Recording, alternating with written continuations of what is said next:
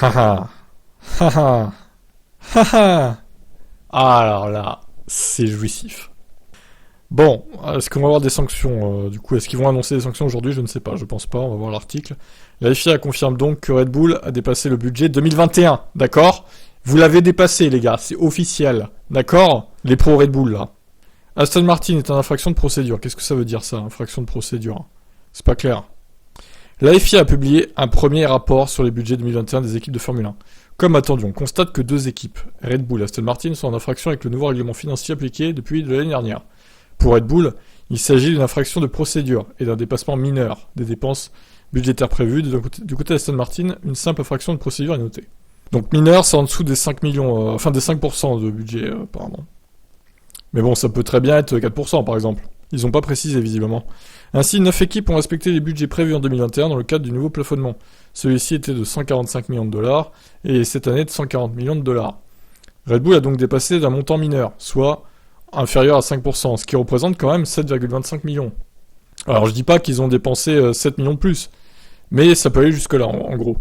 Pour le moment, l'administration en charge des plafonds budgétaires n'a pas pris de décision quant à d'éventuelles sanctions, et aucun détail n'a fuité. Les équipes exigeant de la transparence, nul doute que le jeu politique et judiciaire ne fait que commencer. L'administration du plafonnement budgétaire de la FIA détermine actuellement la ligne de conduite appropriée à adopter en vertu du règlement financier en ce qui concerne Aston Martin et Red Bull. De plus amples informations seront communiquées conformément au règlement. Peut-on lire dans le communiqué.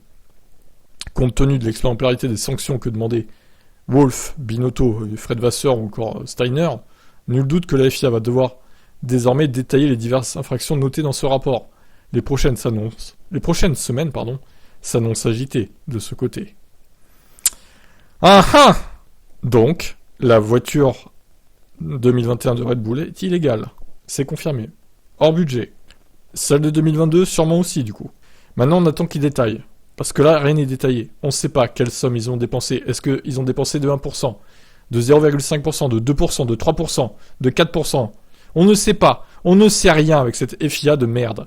Pourquoi? Tout ça pour ça, en fait. Bon, on a la confirmation qu'ils ont dépassé. C'est déjà pas mal, vous me direz. Mais on n'a pas les détails. C'est incroyable, hein, quand même. On veut de la transparence. Même les fans veulent de la transparence. Les équipes, évidemment, concurrentes à Red Bull, veulent aussi de la transparence. Donc, en gros, Aston Martin, ils sont blanchis, parce qu'ils ont rien dépassé. C'est une infraction de procédure. Donc, est-ce qu'ils ont pas rendu à temps certains documents? Peut-être, je sais pas. A priori, Aston Martin est clean, hein, d'après ce que je comprends là. Voilà, on va attendre des détails, et j'espère qu'on les aura très vite, ces détails. Vous en pensez quoi, du coup, de cette annonce incroyable? Ciao.